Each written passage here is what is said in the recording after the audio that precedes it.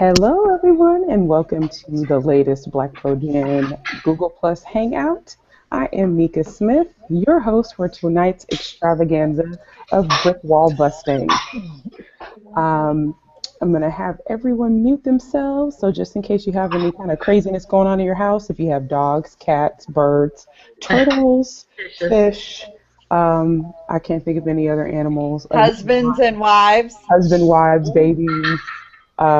You know, let us not be able to hear them. I'm hearing reverb from someone.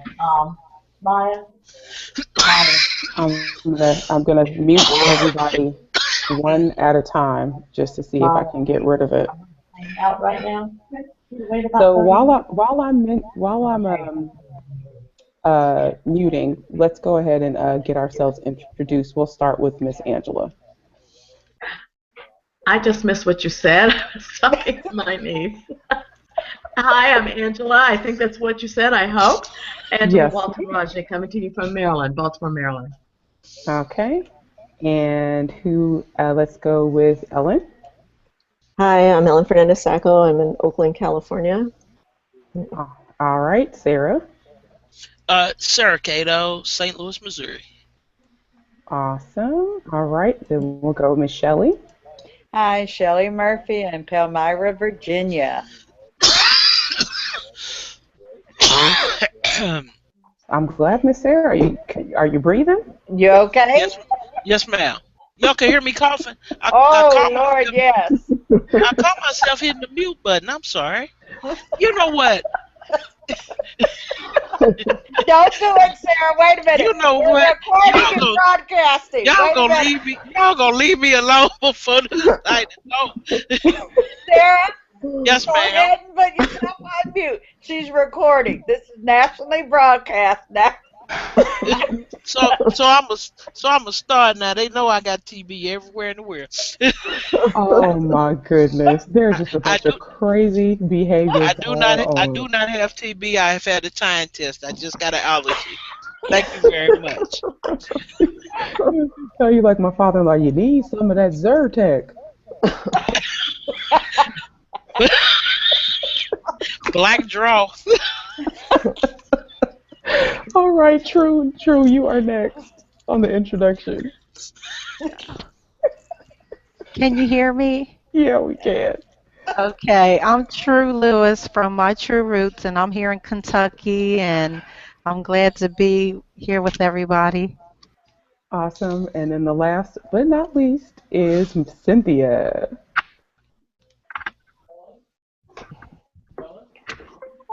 Oh, Just a second. okay, Cynthia, we can't hear you. I'm going to record it. Yeah. Cynthia. Cannot hear her. Well, I would say if you have access to the chat box, feel free to use that just in case you can't communicate with us, because I don't know why we can't hear you. You're not muted. Can she hear you? Let me type in the chat box. Yeah, I'm gonna see if I'm gonna unmute her and see if that works. Anywho, so tonight we've got a few different test cases that we're going to work on or talk about in terms of helping people get past their brick walls. And the first we're going to start with is Cynthia, actually, is who we're going to start with. And she presented us with a couple of cases. The first one is about a very common surname, which I'm sure all of us have, but I'll read what she sent over.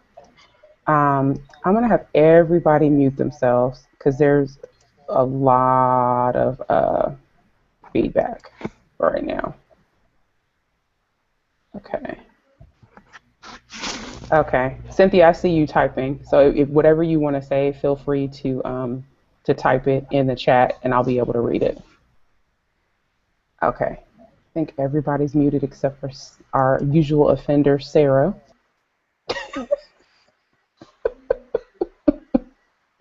And it was her. I knew it. You've got two windows open. Close one of your windows. All right. Anywho, all right, so I'm going to read through Cynthia's case that she sent over. So she says, on my tree, my brick wall is my great grandfather, David Johnson, born about 1874 in Louisiana. David was married to Emma Cerf, spelled C as in Charles, E-R, F as in Frank, and they have 5 children named Hilton, Joseph, Clifford, Olga, and Boretha. Ooh, Lord, that is a old time name. She says she's got Emma's family back to the 1600s, but no one knows David's father's name, and David should have died at the time the death certificates were being issued, but she can't find any record. She says she also can't find a record for Emma as well. She mentions that David's father may have been a French-Canadian fur trader. That sounds like an Indian princess. I'm not saying it's not true, but it sounds like one of those types of scenarios, but that's easy to find out, of course, now with DNA. And that they were from St. Mary's Parish in Louisiana. And she's got David in the 1900 and 1910 census. She was told that he had a brother named Boyd and one named Ernest, and that she's found plenty of information on Ernest, but nothing on Boyd. So that's our first conundrum for the evening: is common name David Johnson, born about 1874 in Louisiana. And she's trying to find birth parents and additional information outside of 2 census records. So who'd like to jump in first on some strategies that she can take for this? Me, and I unmuted my microphone. I figured out how to do it now. That's similar to my family in some ways. I would suggest that you not look for David. Look for Boretha, because that name is not going. Even though the last name is Johnson, you're not gonna find too many Boretha Johnsons. So you might start looking for Boretha, see where she is in the census, and then work from there. That's my immediate response. Anyone else? Can you hear me? Yes.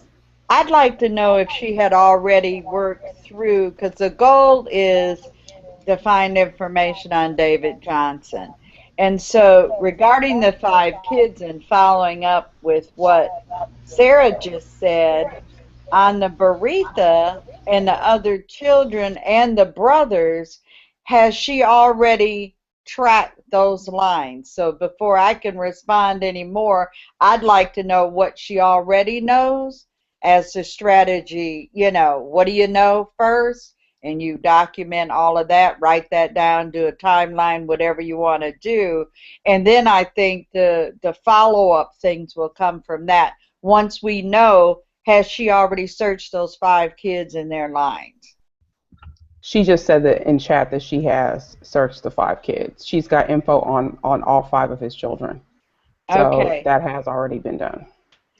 Okay, and the other question is, since she came up with those 2 census and the 1900 and the 1910, has she researched just those census sheets, or has she researched the whole community, whole county, looking for all of the Johnsons that are in that county? Which, of course, that sounds daunting, and no, who the heck wants to Can do you that? hear me now? Yes, we can. Hi, Sam. Hi! I figured easier than trying to speed type. I have gone through every Johnson in St. Mary's Parish in 1900 and 1910. And there are quite a few, and I have them all on a spreadsheet, but I can't identify any connections. Okay, you can't identify to say that that's your Johnson's, because Exactly. it could be another Johnson. Okay, and another question for me, and I typically work through a timeline, and I viewed your spreadsheet, and again, you go vertical. I mean, I go vertical, and you're going horizontal. So the difference for me looking, because I look at things in chronological order. So during this time frame, that 1900 and say 1910, what else was going on in that community? Good question. And the reason I'm asking, because if you say you can't find somebody, find out what else is happening and what's going on. What type of occupation did they have? Were they very church, going to church, you know, followers and things? Did they have a job where he had to leave for a while and come back? And I'm thinking of, I had just read some chancery records up in Virginia, here in Virginia, and the husband was working on some railroad type thing, and he was gone.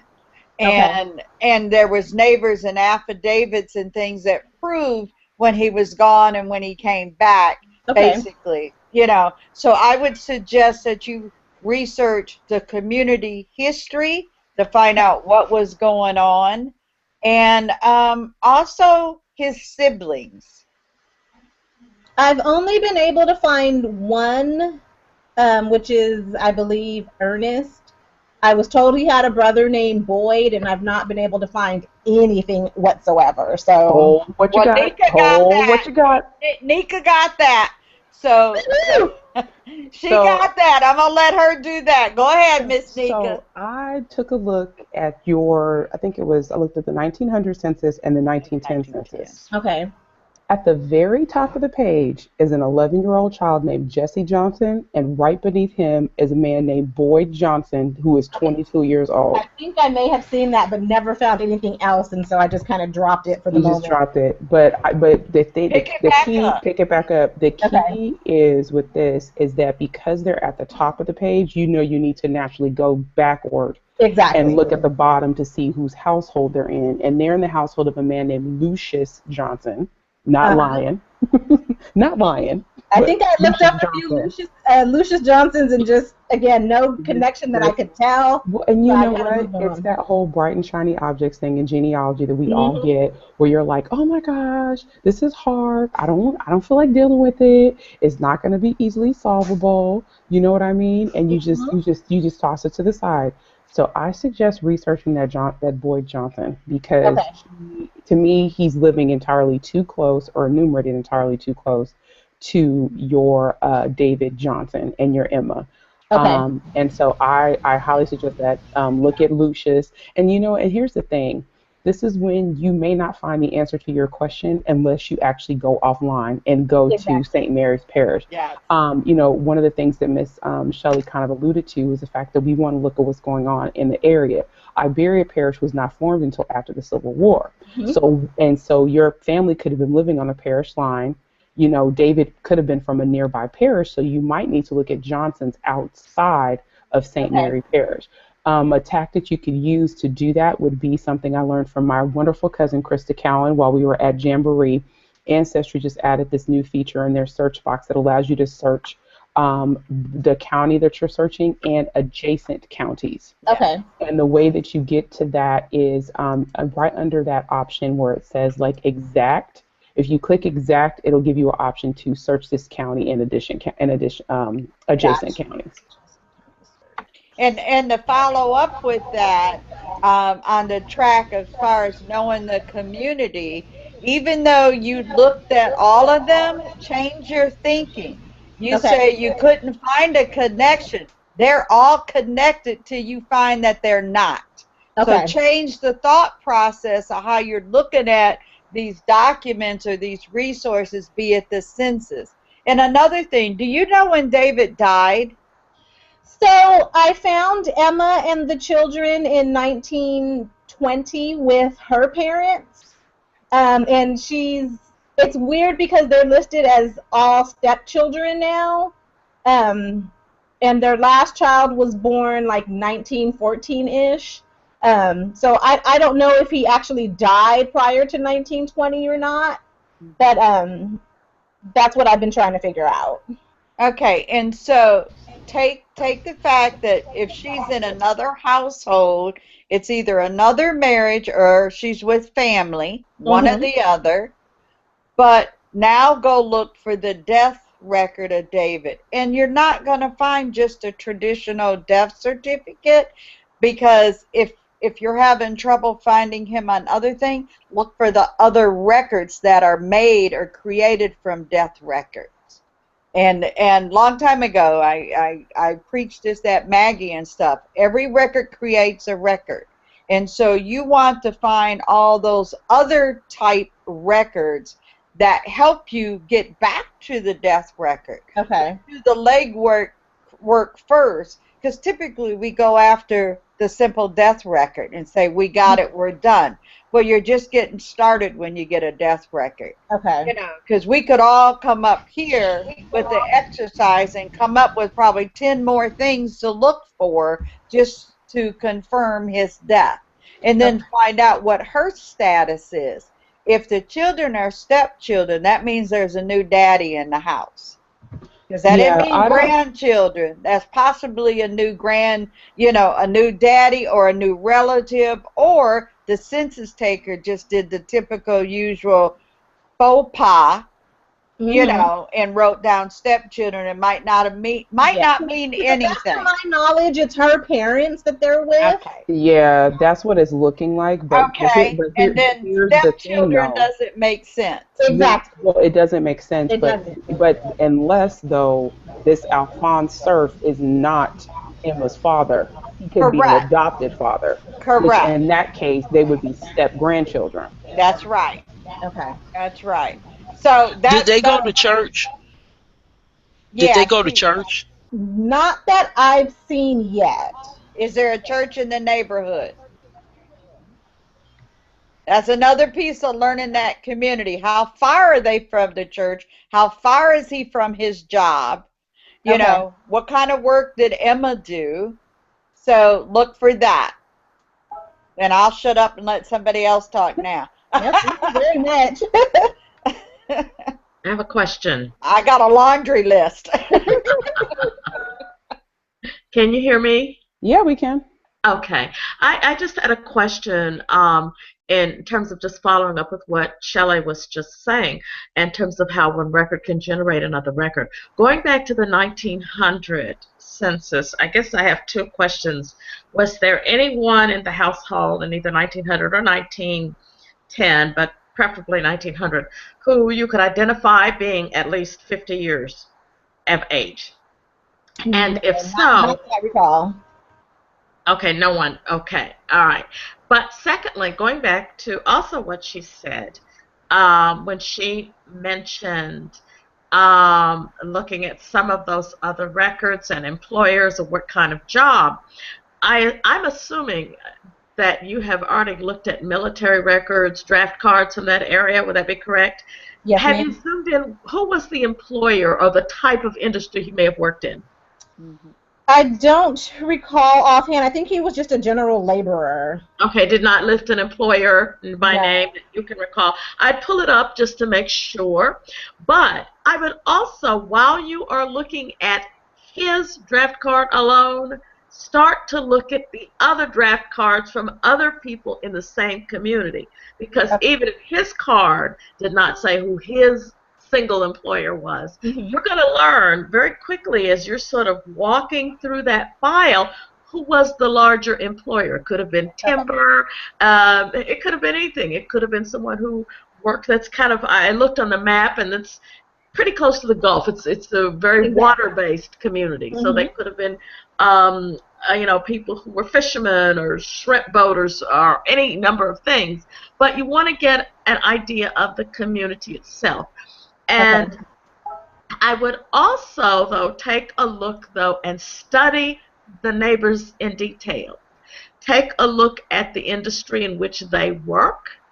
And I would go back to Lucius. Now, you said from what you can tell, Lucius is not related. Is that correct?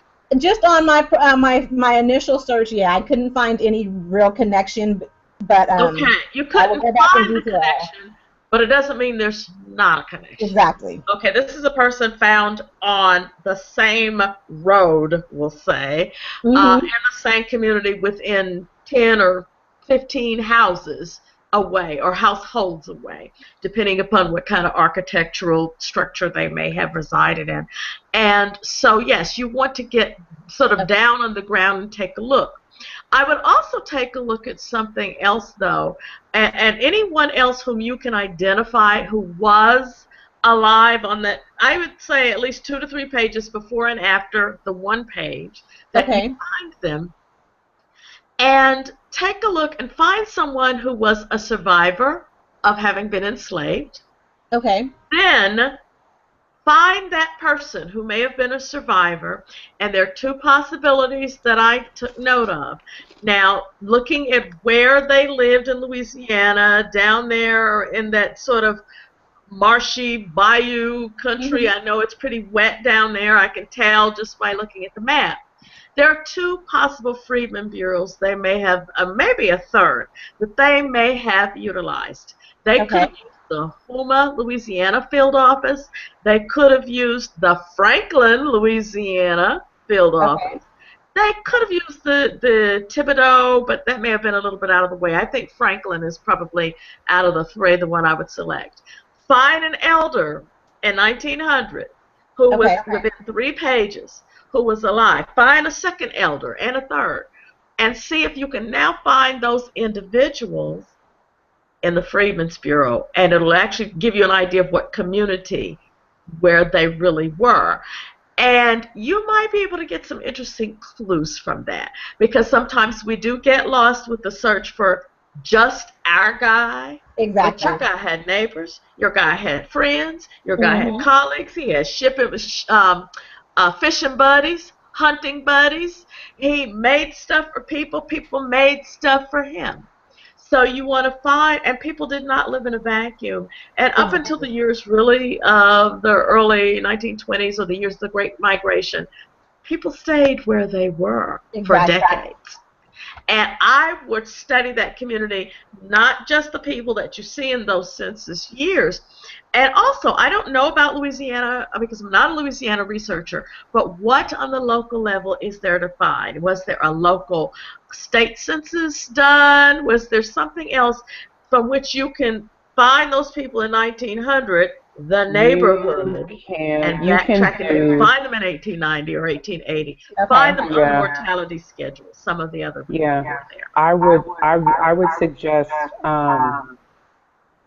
going to the state archives in Baton Rouge, pulling up the property tax records. They've got all those on microfilm. So if David owned a horse, if he owned cattle, if he owned a wagon, whatever that was, he was going to pay taxes on those things. Okay. And so I would look at those, and they're alphabetical based on the ward that a person lived in. And so that would help kind of go into what Ms. Angela was talking about in terms of recreating community and seeing who lived around them, because, you know, and it can even clue you in. Look at the 1910 census and see the people that were enumerated around them. And if you don't necessarily know the ward that they may have lived in, if some of those names start popping up on those census forms, or not census forms, and the tax forms, you might be able to hone in quickly on where he is. The neighbors have moved. A great deal of the St. Mary's Parish people ended up in Beaumont, Texas, and that whole community has kind of moved together, and they're still neighbors to this day. And then the other thing that I kind of went down the rabbit hole on was the Lockett family. Telesford Lockett was on his marriage bond, and I can't figure out if that was just a really good friend, close neighbor, or a relative. Have you studied that person? Yeah, that was the I've been in contact with the Lockett family and their family historian and all of that, but we've not figured out the connection yet. Okay, when you went to the marriage bond and the record, I had a note about the Lockett. Who is he? What's the relationship? Exactly. But I would come back to the A.B. Martin, the Ben Johnson, the Willie Harrison, the Reverend Ed Banks. No luck yet. Okay. Yeah. No luck yet. I go back every so often to see if something's updated or been added. But look at other marriage records. Same time, around the same time. And find out the connections. Find other people in the family that also might have gotten married. Who's the witnesses? Who's this, that, and the other? And start questioning, and I put that in the chat box. you question the record. What Okay. is the information you got in front of you? Now you're asking the question about Lockett. Mhm. You have to research Lockett just like he's your ancestor in order to determine if there's a connection. Go back to the census, find out where the Locketts are living and adjacent to where your Johnsons are living, or your Serfs, or any of these other names in the 1910, 1900 census, and reconnect. I was just shared with Nika. I have stuff on a poster board. You might have to map this out with all these names and put the streets or whatever down and chart this out and see what you're missing. Typically, it's going to jump right out at you, I will or there definitely. might be Mhm. something that doesn't make sense, or there it is. You Okay, know, perfect. one or Thank the you. other. So I think that's another thing. But again, finding out what else was going on in the community. Did this Lockett marry everybody? Just scroll through everybody's marriage records and find out. At I least you're agree. African Americans. I agree. I think that's good. I think honestly, you're not going to crack the case on this until you get off the computer.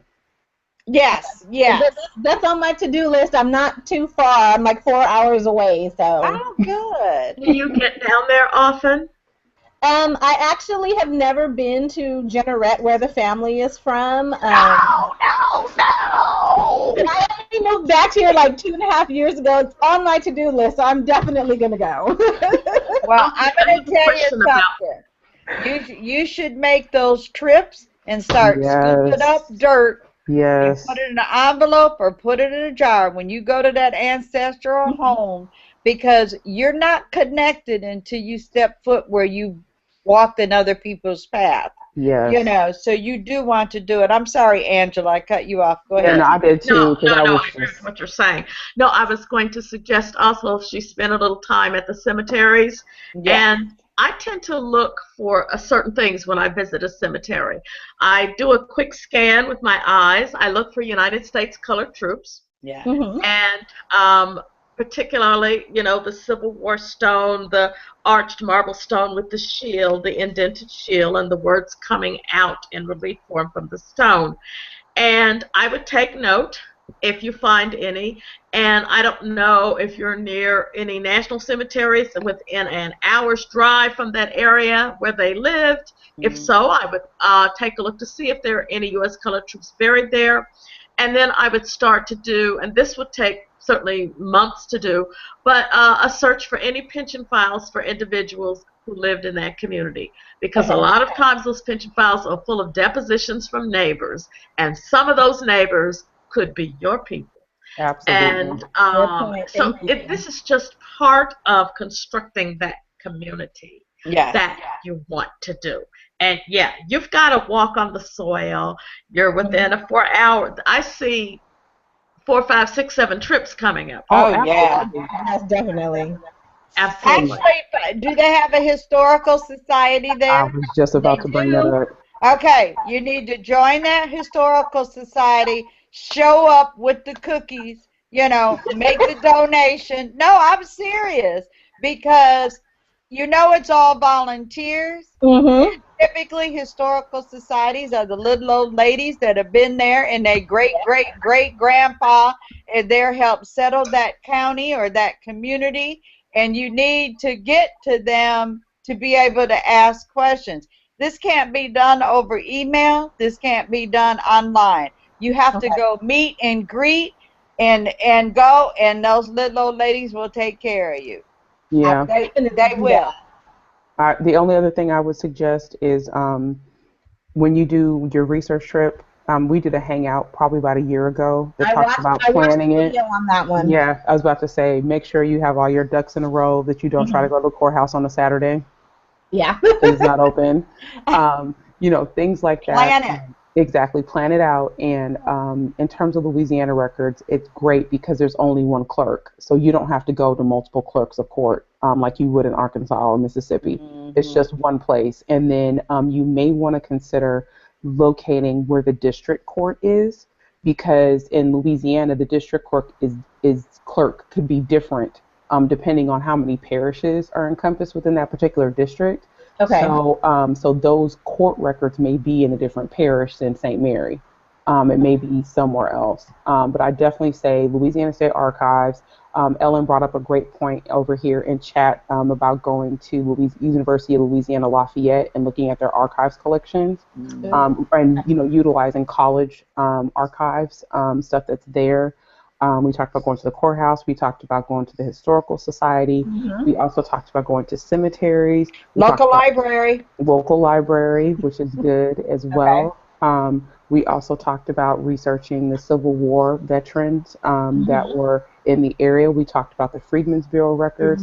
I'm trying to cover everything that we gave her suggestions on in terms of what to do. I'm writing it all. I would suggest also, since you do have a big chunk of the community that left St. Mary Parish and moved to Beaumont, there are a lot, Beaumont, Texas, there are Texas death records are on Family Search for free. Look to see if you can find anybody born in St. Mary Parish that died in Beaumont, Texas. Look at the maiden names, the names of the parents, and see if you can make any kind of connections there. Oh, what Ellen? Ellen! Look at that! Me and Ellen are here because she just pulled, baby. She pulled it all up. She sure did. She said David Johnson mentioned the record of Sylvester Johnson, wife named Emma. This is a death record from 1960 in Liberty, Texas. Interesting. Yeah. And how far is Liberty from Beaumont? We'd have to Google Map. Oh, let's look at that. I just found it. Yeah. You mentioned Texas. You mentioned people moving to Texas. So. I want to know how far. It might be in the same county area. It may be, but the thing is, this is another example of sometimes you have to be removed from your research and someone else has to look at it from fresh eyes. Absolutely. Definitely. Let me see. Liberty, Texas. Harris County. Interesting. Oh, that's Houston. That's close. That's Houston, isn't it? Because Houston is Harris County and Beaumont is, I get there in like 2 hours maybe? 2.5? It's not that far. Yeah. Another trip. I agree. Because I was about to say, this is another trial. Sylvester. Drowning. I've not heard of a Sylvester, but that is something to definitely look. That's another son. It could be. Could be.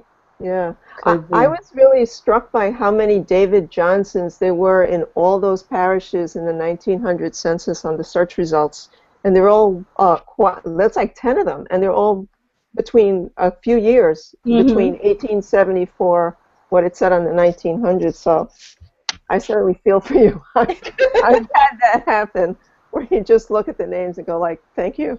Thank you. Yeah, like, the Johnsons are always fun. That's a good one. Absolutely awesome. Okay, so she actually submitted 2 brick walls to us. Yeah. So the second one is about Graf Coleman, who was born about 1870 and possibly in Mississippi, who was married to a Mary Tipler or Tipton, born about 1894, possibly in Mississippi. They both lived in Memphis. She says she has no leads at all on who Graf's parents might be. She has him in 1910, 1920, 1930, and 1940 census, and that Mary's parents are Mary Hamer or Hauer. It's probably Hamer, and Henry, and it says Tipler. It's probably Tipton.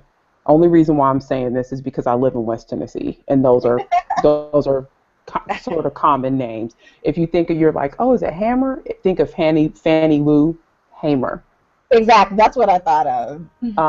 She's got married in 1920 and her death record. Okay, so what would be? This is another person who's born directly after the Civil War, because we were talking about David. He's born 1874. Graf is born about 1870. How would we get more information on him in terms of his parents? I think the first thing I wondered was what Graf was short for. Was it Grafton? I think we brought up Grafton Reed. Yeah. We had a list of names. Absolutely. Granberry. I think it's short for another surname, honestly. Okay, I never thought of that. Well, look for the naming patterns too. Is there anybody after him with the same name? Because you're going to have to come forward first and then go back, since you're looking for his parents. Let's see. And Ellen, I will put the link to the tree in the chat so you can see what we're talking about. So yeah, any suggestions on Graf, who looked like he used to smoke a mean cigar?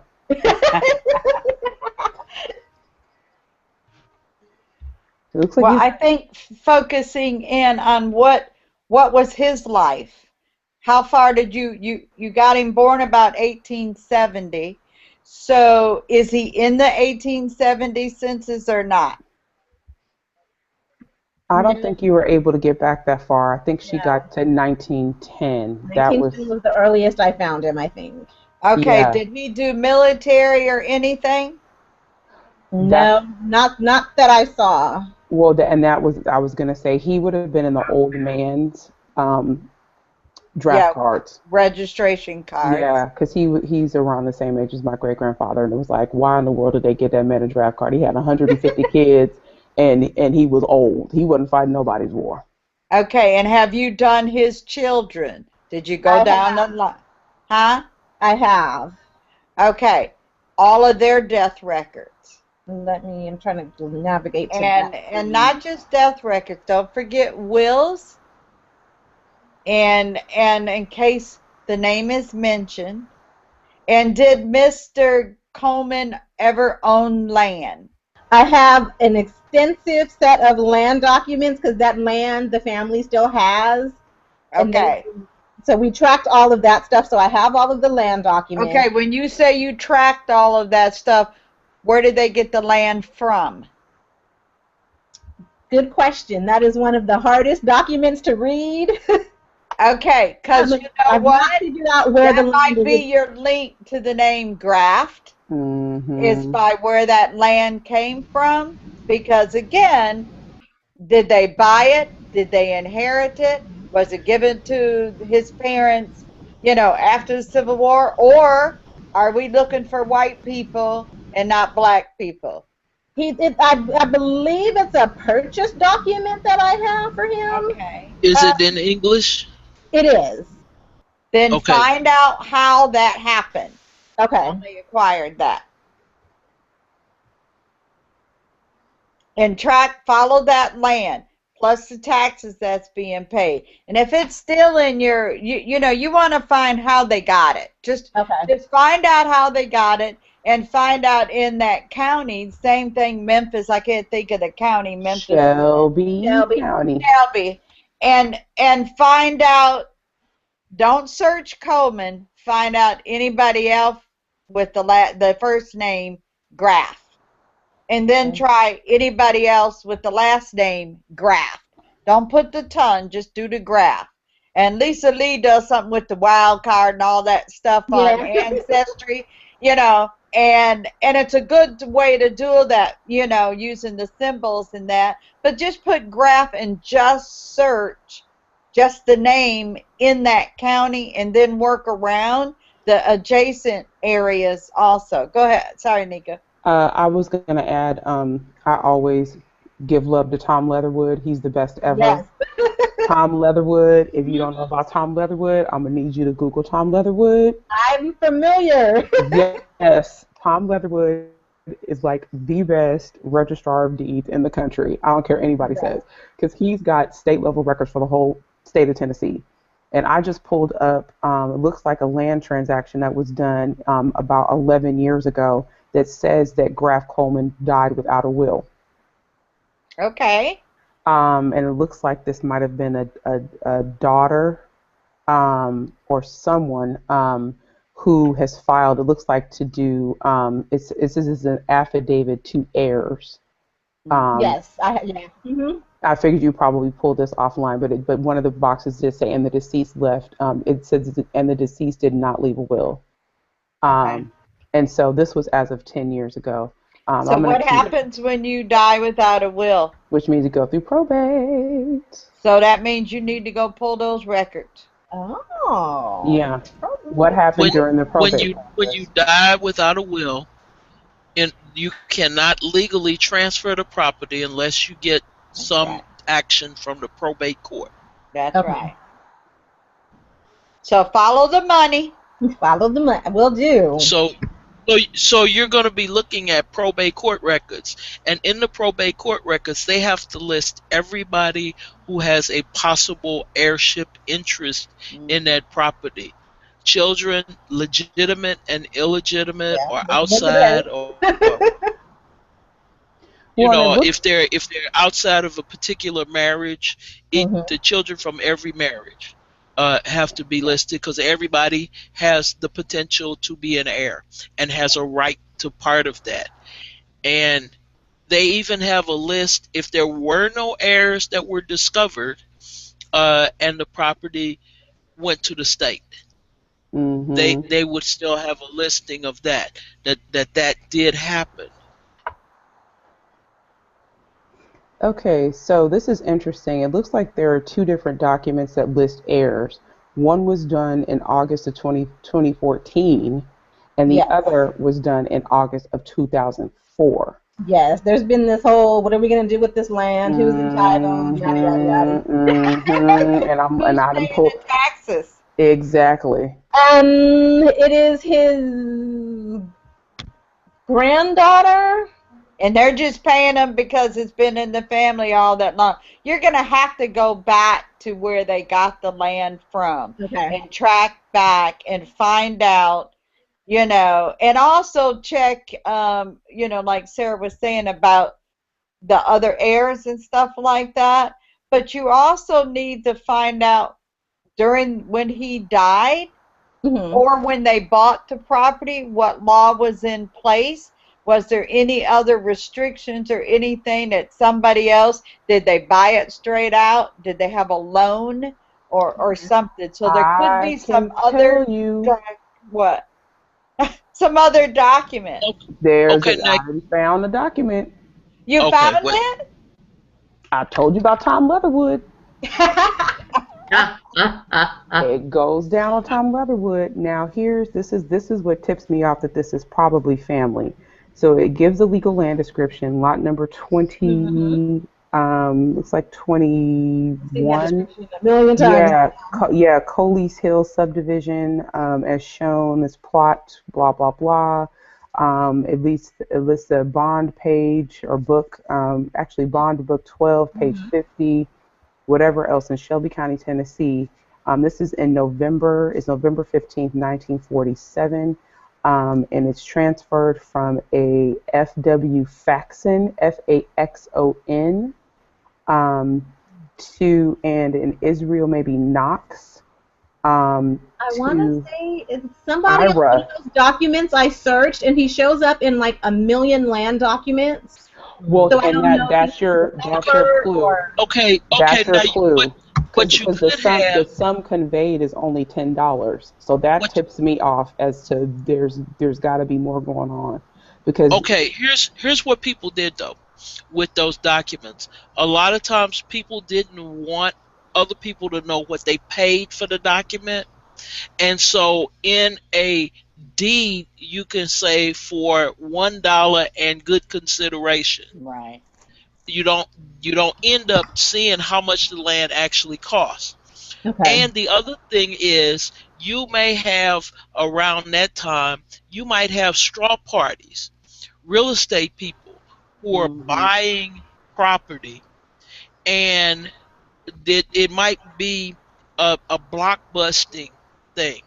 You have some white people who buy the property, and they buy it, and they don't tell the other people on the block that they're going to sell this property to black people in a neighborhood where black people have never lived before. Mhm.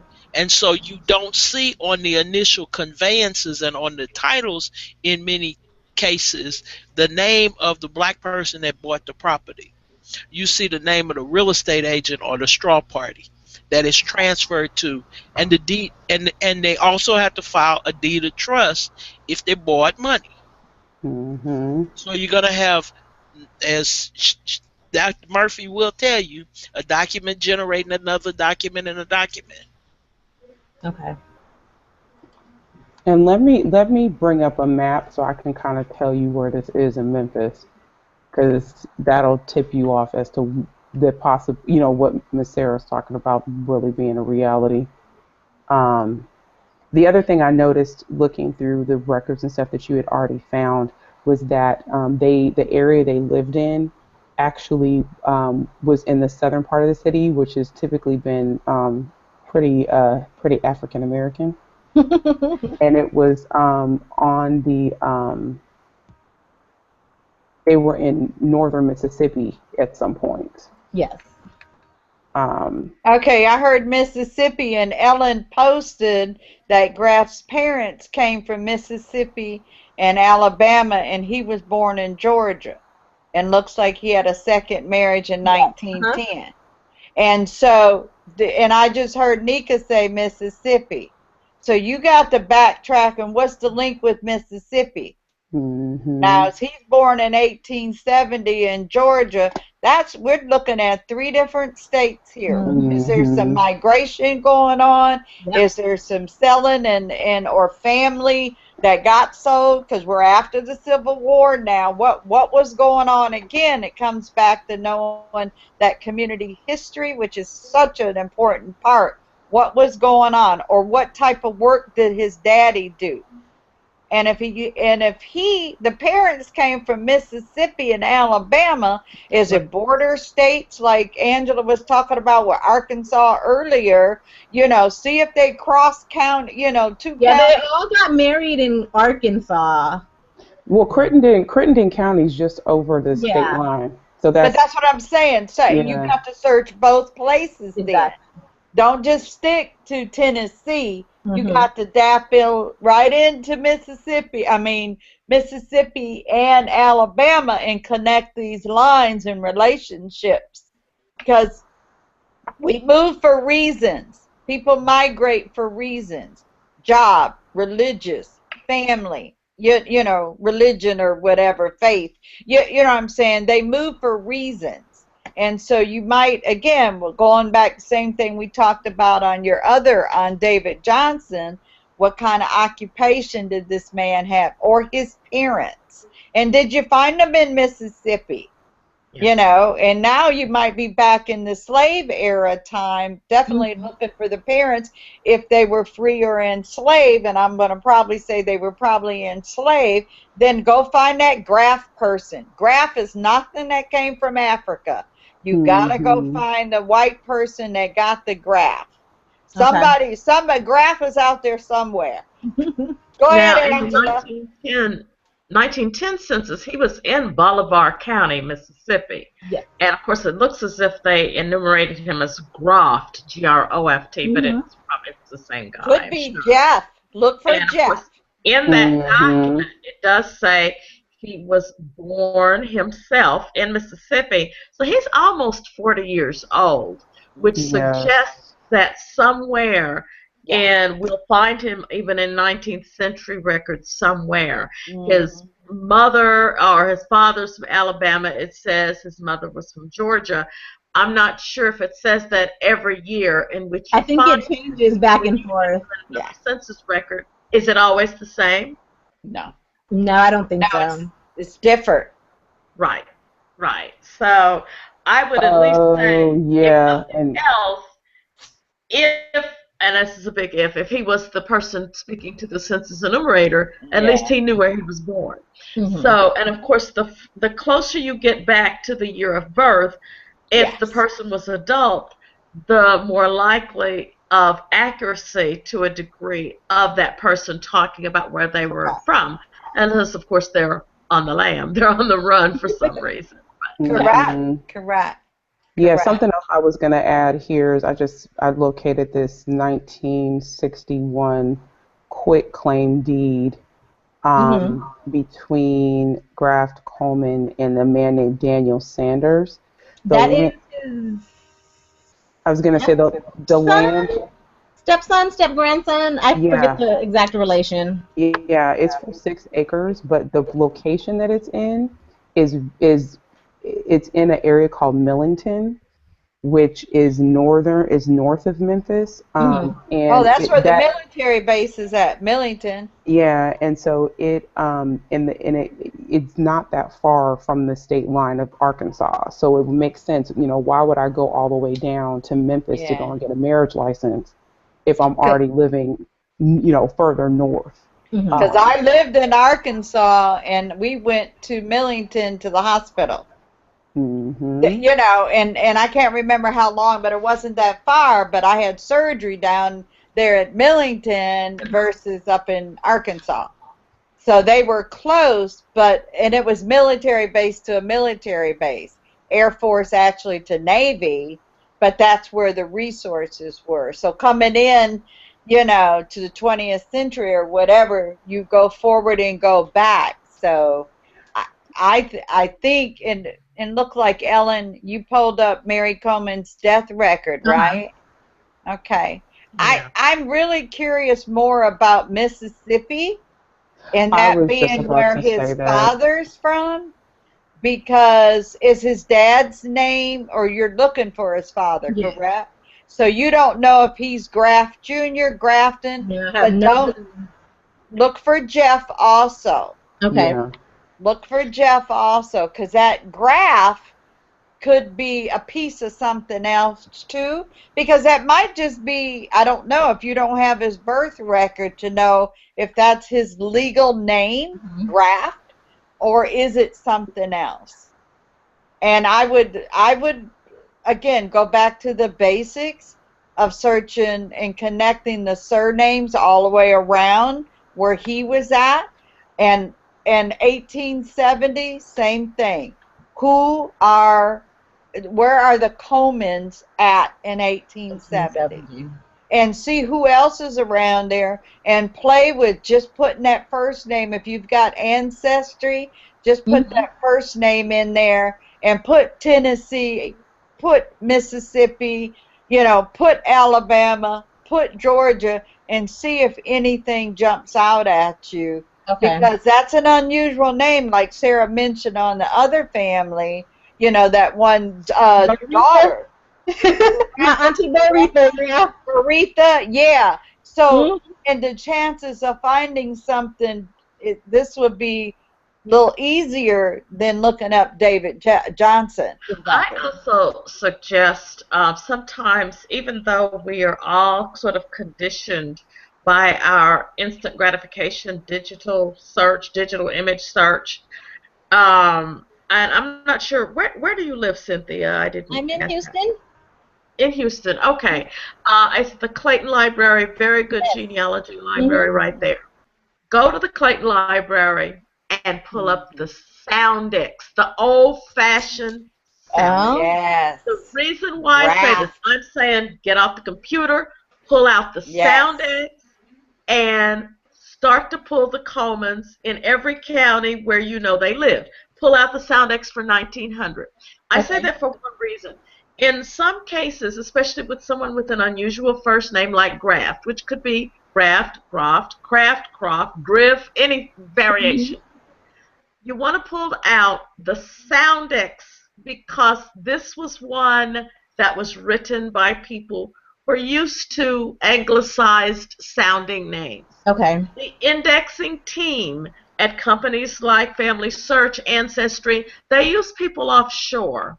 And a good example I can give you, a man I was looking for called Caesar. And of course, there are different ways you can spell Caesar. He never found the man until by accident a colleague found him and said, look how they've indexed his name, Kassan. Well, if you don't speak English or it's not your mother tongue, a name like Caesar is not going to jump out at you. When I looked at the record, I saw Caesar, but I said, okay, I can make it out and pretend that's Kassan too. If my own cultural ear is going to hear something and I'm not sure what it is, I might be tempted to write it in a type of name that's familiar to me. English is not my mother tongue. Exactly. That's why I'm saying, you know what? get the Soundex for Coleman, pull out that Soundex roll of microfilm for every community, and go through it. You're going to find him in 1900. You're going to find him in 1880, and I'll come to Houston and take you to dinner if you don't. No, I agree. I agree. Seriously, pull out the microfilm. Get yourself to Clayton Reel Library. it on up. Do it the old way. Yes. Seriously, Soundex is still very valuable. Also, one of the things we don't always know that digitization is destroying the actual enumeration districts. Yeah. And I don't mean destroying the district per se, but the census records exist in a very large, oversized book. And when you're on microfilm, you're going from page to page, from district to district. That's right. Online, you're just typing in a name, and bam, that's an image, and it's out of context. Go put up the Soundex, the roll of microfilm. I think you're going to find some. And you owe me dinner.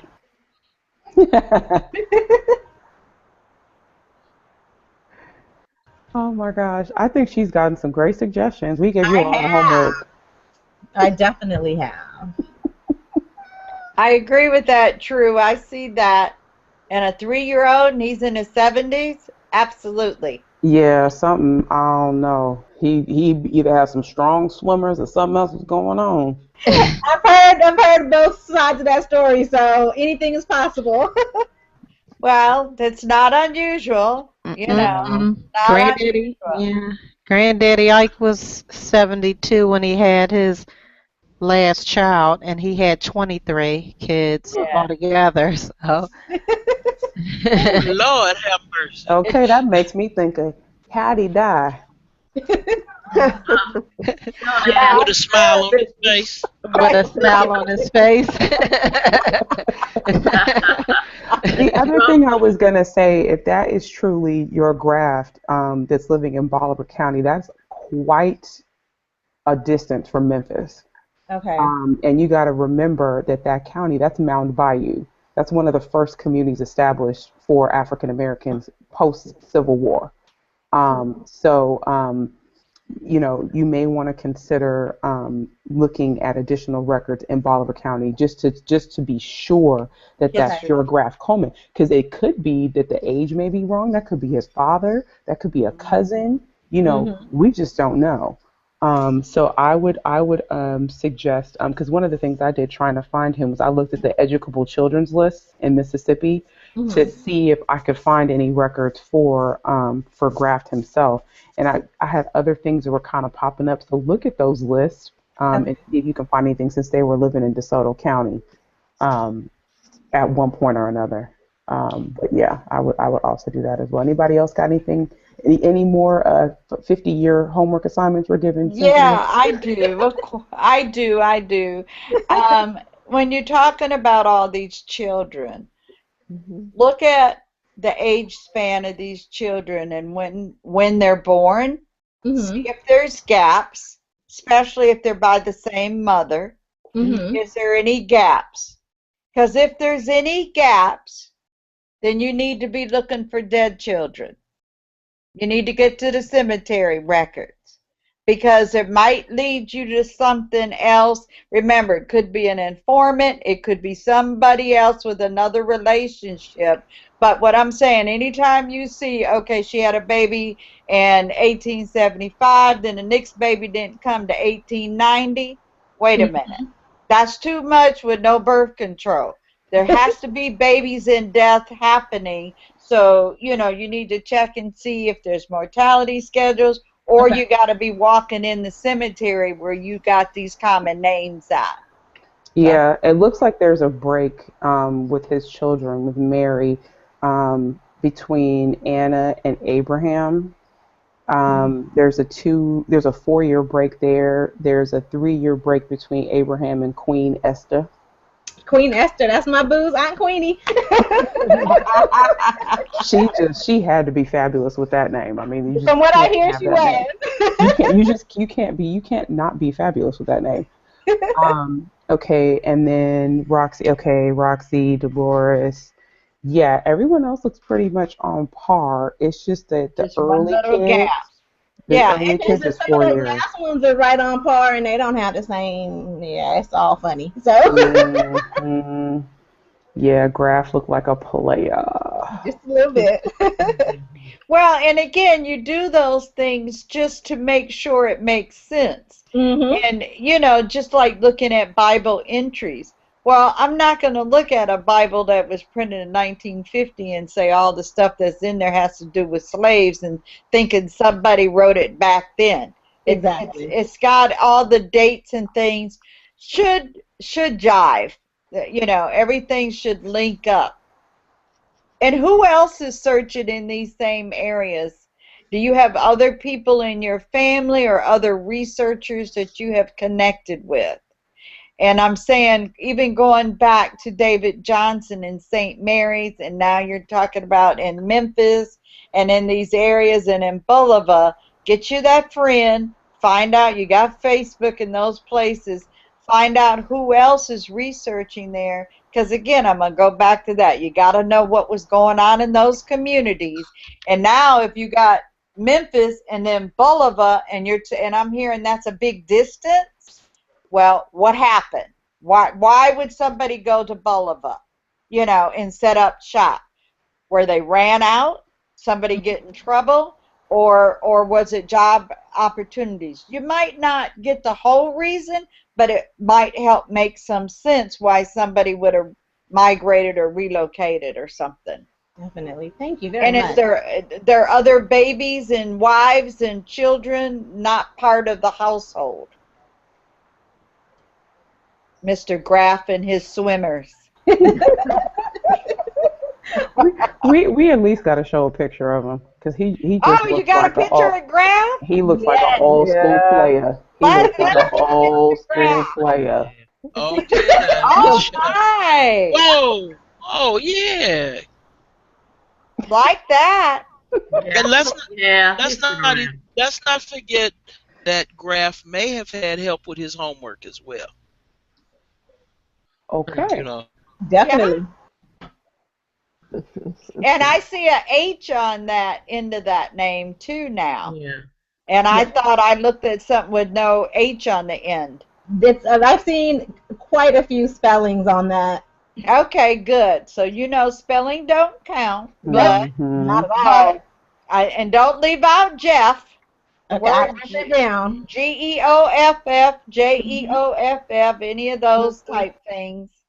Question. When did the folks start going out to California? Jason, when did your family first come to California? So with your mom and them was the first batch?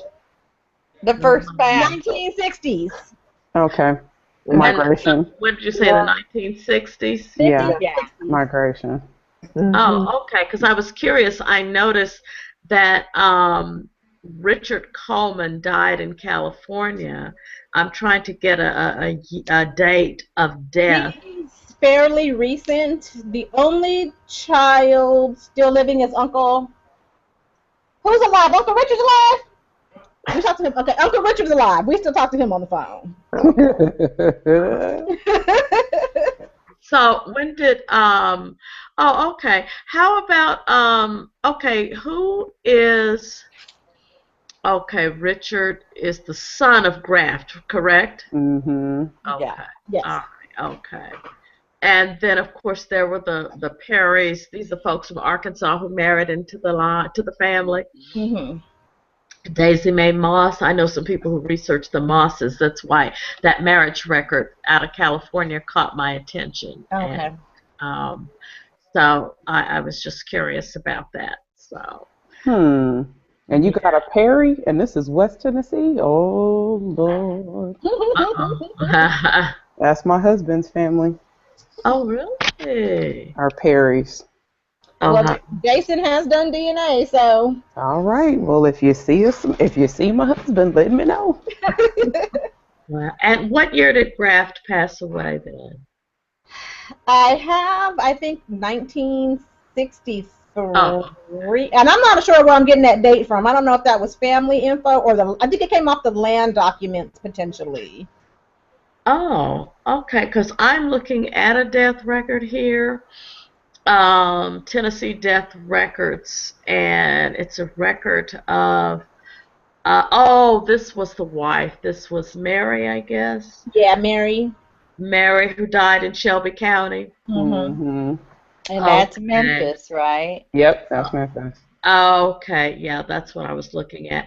And so this is the wife of Graft, right? Mm-hmm. Okay. All right. Yeah. Was he only married once? No. No, multiple times, at least twice that I know of. Okay. And that's babies wives. from both marriages? Excuse me? Babies from both marriages? Yes, I believe so.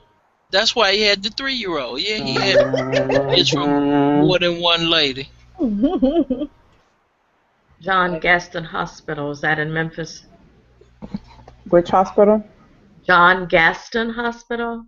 Gaston. That might be like an old one that's not in existence anymore. This is 1938, so. Yeah. Okay. Did any of Graff's children do World War I? One of them for sure did, and forgive me for my not so great history. One of them is buried in North Africa. Okay. Is that generation, or is that a Lassie's kid? Hold on. Could have been France. Well, and the reason I say that is to find out, because if anyone served and died, there could be more information in their records on their parents, and you never know. Might see granddaddy's name up in there for whatever. It's just a place to go look and find out, or find out somebody else that might have had to do an affidavit, and it might be a name that you'll remember that you saw in the census or something, you know, neighbors or something. And again, most families don't stay too far from families. That's so true. that's why you gotta check those whole counties, not just the couple streets they're on. Search the whole county. So Abraham is the one buried in North Africa. So why didn't they bring him home? Do you know why? There's a huge cemetery, and they left the vast majority of the troops there. Okay. What year was that? World War I? That's World War II, it looks like, I think. What year? There were a lot. 40s or the teens? Because when's your Golden Star or the Star Mothers? That's from World War I, but the Gold Star Mothers made their pilgrimage in 1930. Uh-huh. The black troops fought in North Africa. They were in the tank corps. They fought in North Africa with Patton, and then they went to Italy with Patton. That's World War II, right? Yeah. Yes. Yeah, my father was in North Africa in World War II. So what year did this guy die that we're talking about right now? 1943. Oh, okay. So, yeah. Yeah. And so his parents possibly could be enslaved. Whoops. You mean Graft? Mm-hmm. Yeah, his parents could have been enslaved.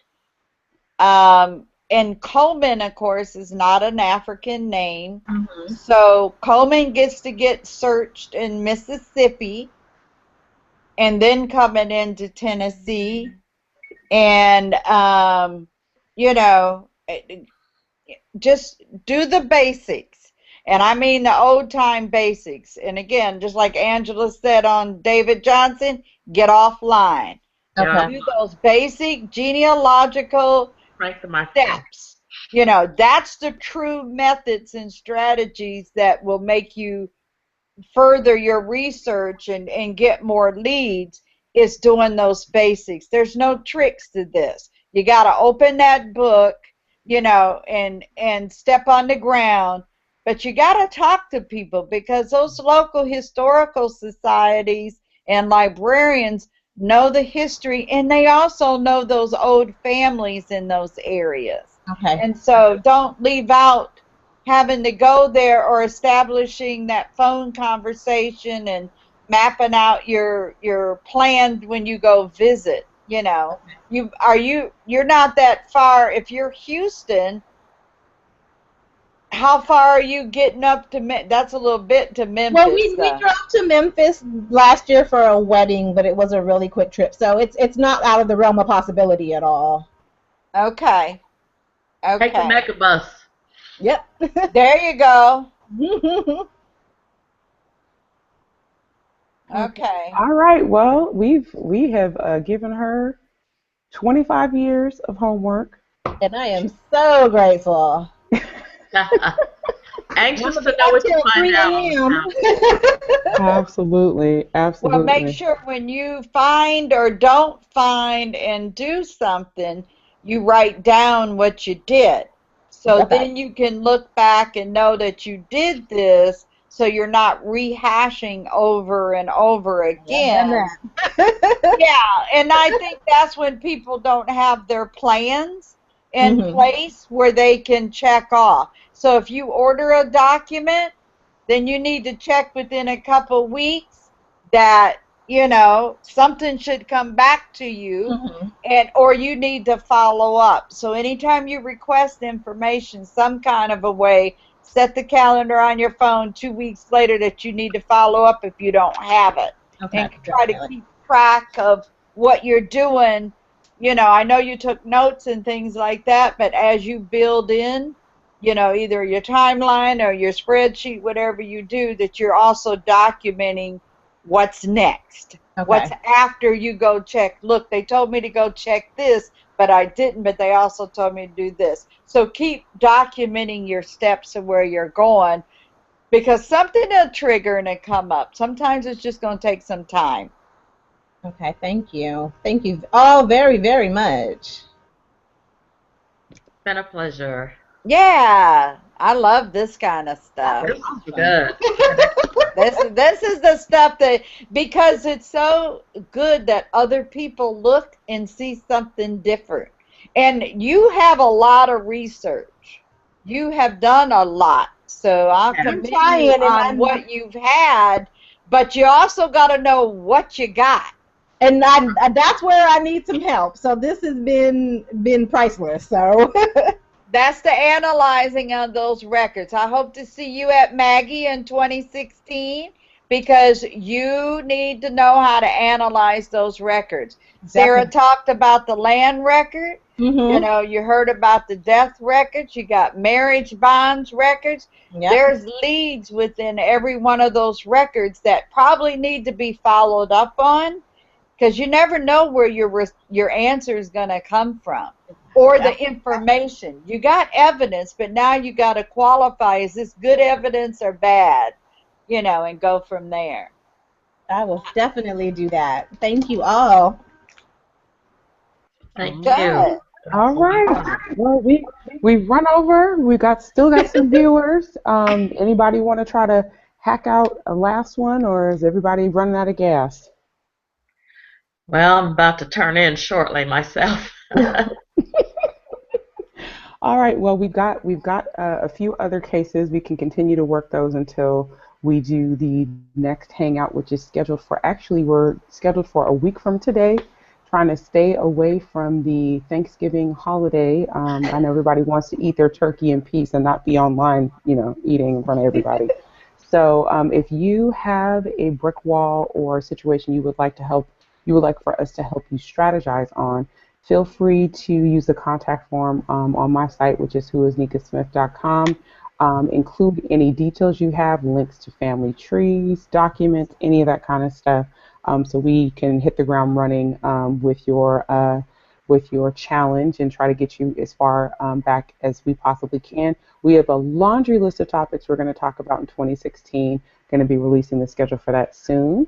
I want to thank everybody for joining us tonight during our strategy session for Miss Cynthia and Graf, the very fertile old man, and and Mr. Johnson, we don't know who his people are, and all the other kind of stuff. Does anybody else have any final words? What would your takeaways be from tonight? I would just say, I think the best advice is given to go offline and go inside the courthouse, go inside the library, and just spend some time there. I think you're going to come out with some good paper and have a chance to share that with us next time we talk. Definitely, I will do that. And I'll do that before next week too. Watch. Great. All right, everybody. Thanks so much for joining us. Thank you. It's been All a right, real thanks. pleasure. Bye, Thank you. everyone. And Bye. until next week.